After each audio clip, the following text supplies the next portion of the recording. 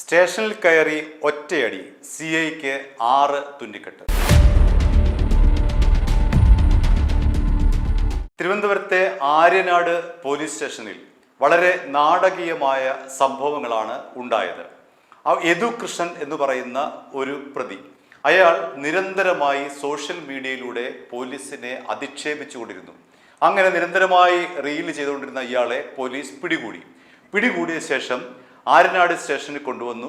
സ്റ്റേഷനിൽ നിന്ന് മെഡിക്കൽ എടുക്കാനായി കൊണ്ടുപോകുന്ന കൂട്ടത്തിൽ ഇയാൾ വാഹനത്തിൽ നിന്ന് രക്ഷപ്പെട്ടു. പിന്നീട് ഇയാളെ കാണുന്നത് മദ്യക്കുപ്പിയുമായി ആര്യനാട് പോലീസ് സ്റ്റേഷനിൽ വന്ന് നിൽക്കുന്ന യദു കൃഷ്ണനെയാണ്. യദു കൃഷ്ണൻ എന്നാണ് ഇയാളുടെ പേര്.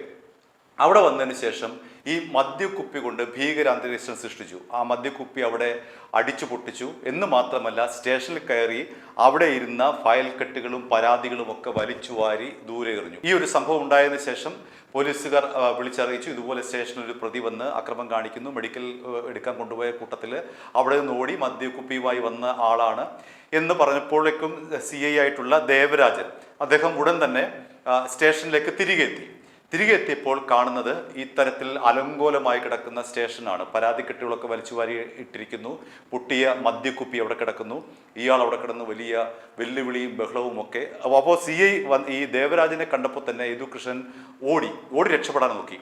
തൊട്ടടുത്ത് തന്നെ ഒരു ആശുപത്രിയുണ്ട്, പ്രാഥമിക ആരോഗ്യ കേന്ദ്രമുണ്ട്. അവിടുത്തെ ഒരു കസേര എടുത്തിട്ട്, ആ ഇരുമ്പ് കസേരയാണ്, ആ കസേര കൊണ്ട് ഒറ്റയടിക്ക് ഈ CI ആയിട്ടുള്ള ദേവരാജിൻ്റെ തലയ്ക്ക് അടിക്ക് താഴെയിട്ടു. അദ്ദേഹത്തെ അടിച്ച് താഴെയിട്ടു.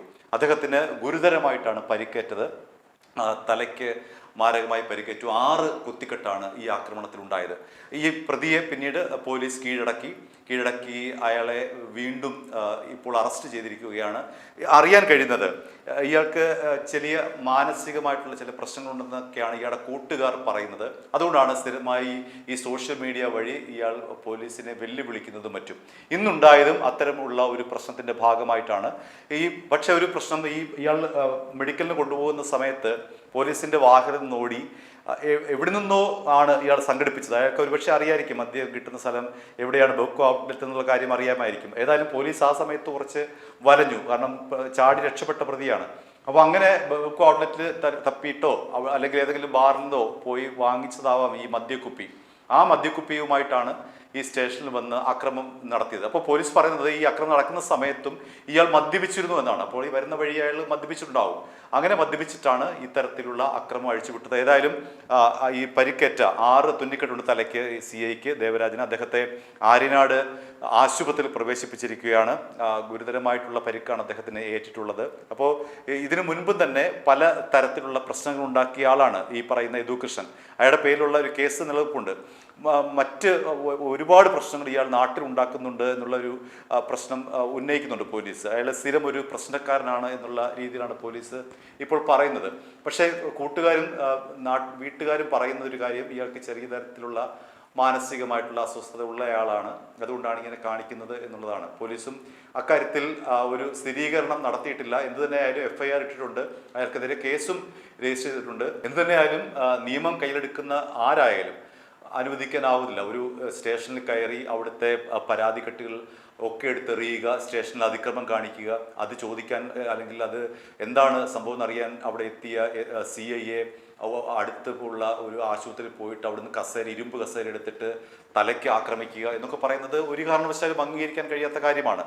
അത്തരമൊരു ദൗർഭാഗ്യകരമായ സംഭവമാണ് ആര്യനാട് ഉണ്ടായിട്ടുള്ളത്. ഇയാൾ കുളപ്പട എന്ന് പറയുന്ന സ്ഥലത്തെ ആളാണ്. അവിടെ ആര്യനാടിൻ്റെ അടുത്ത് തന്നെയുള്ള ഒരു സ്ഥലമാണ് കുളപ്പട. ആ കുളപ്പട സ്വദേശിയാണ് ഈ പറയുന്ന അക്രമകാരിയായിട്ടുള്ള യദു കൃഷ്ണൻ.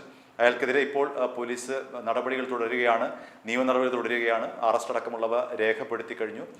ഏതായാലും ഈ ദൗർഭാഗ്യകരമായിട്ടുള്ള ഒരു അവസ്ഥയാണ് ദേവരാജൻ എന്ന് പറയുന്ന CIക്ക്. അദ്ദേഹത്തിന് ഓർക്കാപ്പുറത്തുള്ള ഈ അക്രമത്തിലാണ് തലയ്ക്ക് 6 തുന്നൽ വേണ്ടി വന്നത്. അദ്ദേഹത്തിന്റെ നില ഗുരുതരമായി തുടരുന്നു എന്നാണ് അറിയാൻ കഴിയുന്നത്. i2i News, an eye for truth.